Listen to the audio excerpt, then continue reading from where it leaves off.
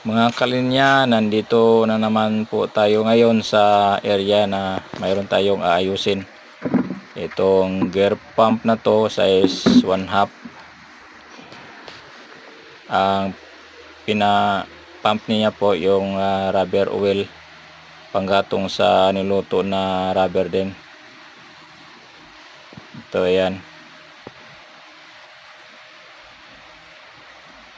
Mayroon tayong pressure switch, pressure gauge.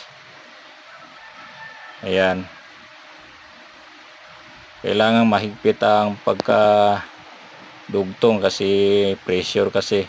Dapat yun, yung mayroong filter sa mga may mga madumi na oil para hindi magkabara doon sa nozzle.